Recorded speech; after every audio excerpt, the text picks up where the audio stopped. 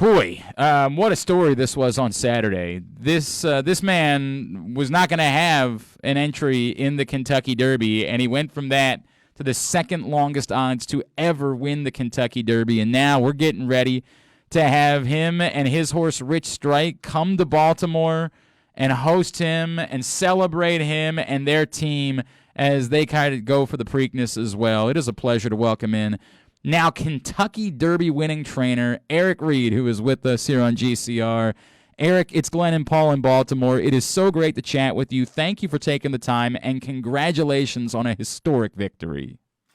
Thank you very much. It couldn't be any bigger honor than to be doing these interviews. Eric, I mean, has it sunk when you like the words Kentucky Derby winning trainer? Like, has this sunk in for you yet, or you still kind of riding on a high and almost no sleep from Saturday?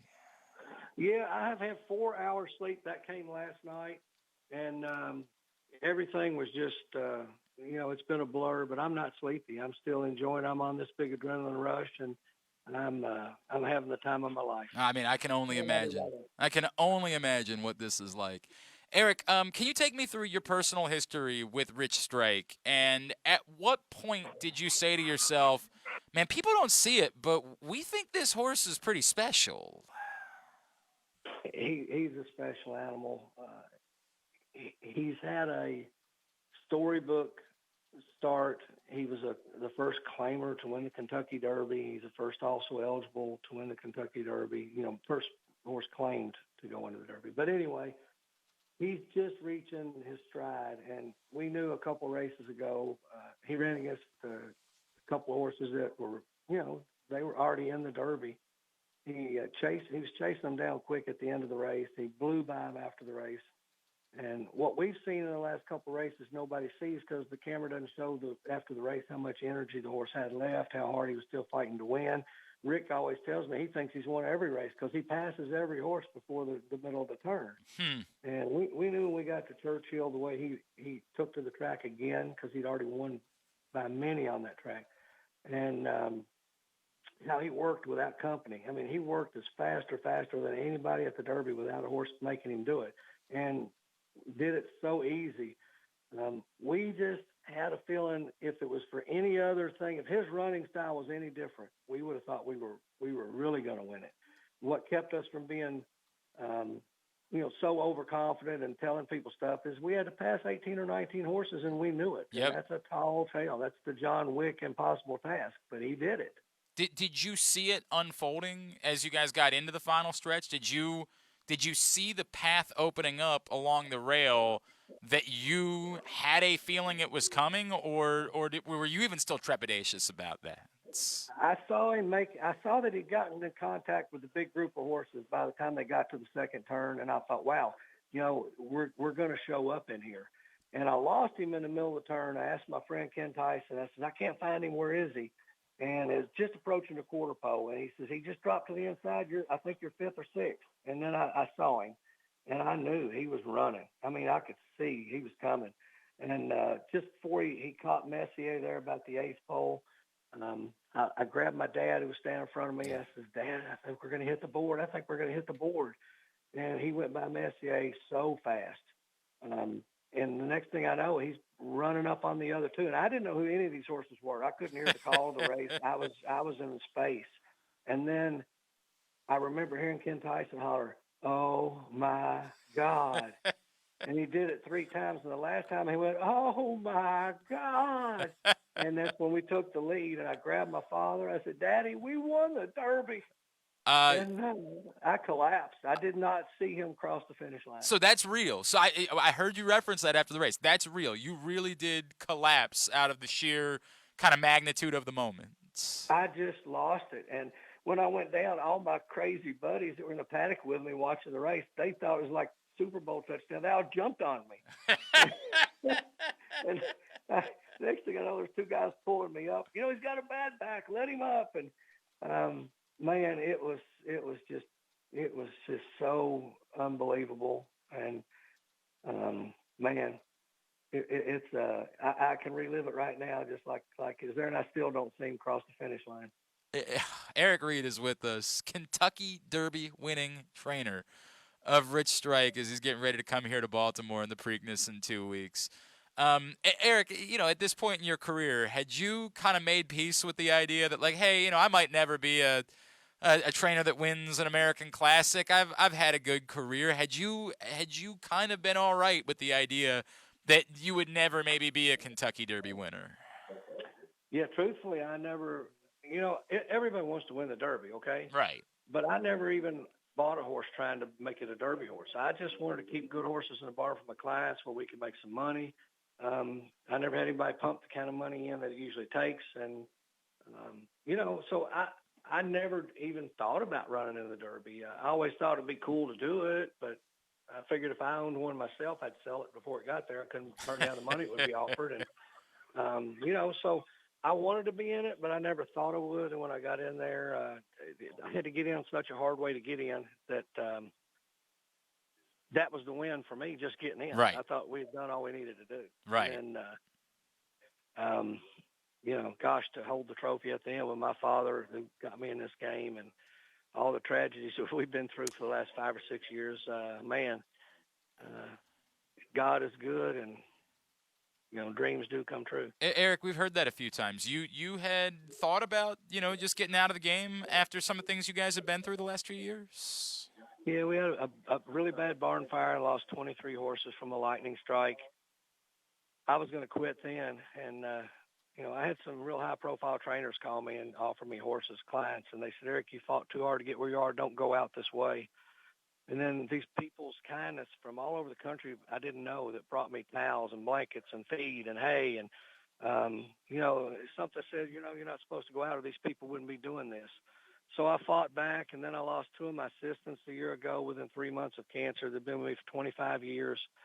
My grandson was killed in a tragic injury at 2 years old. And, I've had so many of my clients say, Eric, sooner or later, some good luck's coming your way. Just hang in there, man. I just can't believe what's going on. And, oh, my gosh, Yeah, gosh. This is beyond good luck. I mean, it certainly doesn't bring back anybody that you've lost, and I understand those things do not they pales in comparison. But I had their pictures in my pocket. They were with me in the paddock. Oh, it's just so special, Eric. That is so special to hear. There is nothing quite like being the Kentucky Derby winner coming to Baltimore. Can I assume that before the race began on Saturday, there was no thought that you were going to be bringing the horse to Baltimore? Like what? Where was your mind, and at what point did you say, "Oh my God, we got to start thinking about a race again in 2 weeks"? When we were doing the interviews, all I was thinking about, I know you've got to do these things after race, and Governor Bashir and his father, oh my gosh, it was so nice to me, and it was an honor. But I'm not trying to put any of this down, but I'm telling you, the only thing I wanted to do was get back to see my horse. Yeah. It's one, I didn't get to see him cool out in the test barn. I didn't get to see him walk back to the barn. I didn't get to see him get in his bath. And I'm enjoying all this stuff that's going on, the press conference, sitting with my dad. I mean, all that was great. But in the back of my mind, I was like, I got to see Richie. I need to know how he came out. I want to know if he's tired of you so I know, about the Preakness. So, I just, I was more worried about finding my horse than I was doing all that stuff. But I enjoy every bit of what's going on. Do you feel like he can? It's so hard to know, right? This is such a quick turnaround. This is why this is so difficult to do. Do you feel like Rich Strike is capable of turning around and running like this again in less than 2 weeks? I know he can turn around and run this race in 2 weeks. The thing that's on our mind the most is we only have one Richie. We don't have 10. Yep. We're not going to have clients send us 20 more that might be one. We've got to take care of him because he's the only one we have. And I know I can run back in the Preakness, and I know this race is going to be fine for him. It's never done the 2-week turnaround, but he's came out of this race fabulous. Our big question is, if we do it, will we shoot ourselves in the foot for the Belmont? And, we want to run in the Preakness. We want to win the Triple Crown. But we have to remember whatever's best for Richie, and he'll tell me when he gets on the track in a couple of days now. Okay. I'll have a whole lot better idea where we are. So right now we're coming to Pimlico. Okay, the plan is to come to Pimlico. It's just it all about making sure that you're doing right by the horse. Absolutely. I think that's it's the best thing that you could possibly say given the circumstances. Eric, as far as did anybody in your party, anybody in your family, any of your friends happen to hit a pretty exorbitant number by laying a little bit of money on those 80-1 odds? Like, was there somebody who was celebrating maybe almost exactly as much as you were, and you found out later it was because of what they win, just having some fun betting on the horse? I have two people sitting with me right now. One of them made over 80,000 after taxes. Oh Another one made over 120 after taxes. Holy crap! Yes, That's a nice little weekend, my friend.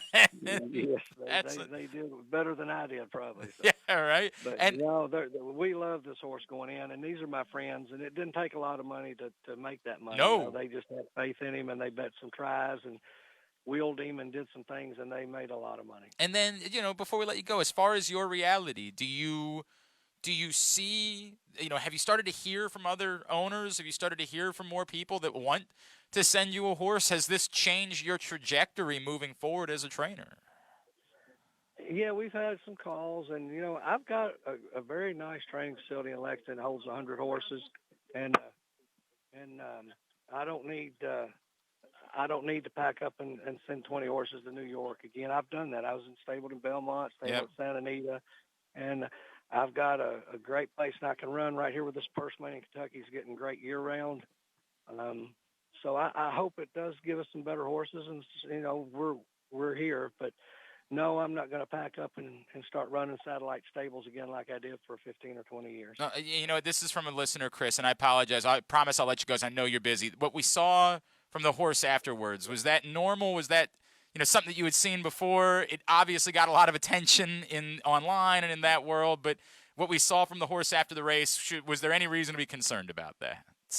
No, that horse is as kind a horse as there ever is. But I'm going to tell you what happened. In the John Battaglia Stakes, he woke up, and he realized that he's not just a boxer.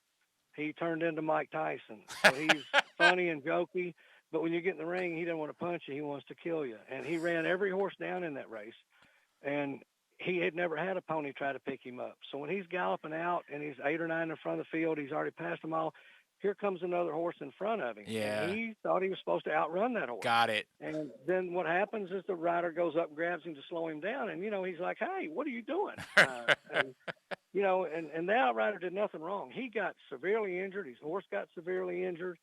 And his job is to make sure nothing happens to the Derby winner. And if he'd have thrown my rider climbing up on top of his horse and doing the things that he was doing, it could have been really bad. So I apologize to him. And Richie was great after he got him galloping. He got him back without any issues. Yeah. He put the roses on him without any issues. He's a kind horse, but he has become, when he walks in the ring now, he knows what he's doing. That's so funny. That is so funny. Eric Reed, we are so happy for you. We are certainly hoping that everything comes out right this week.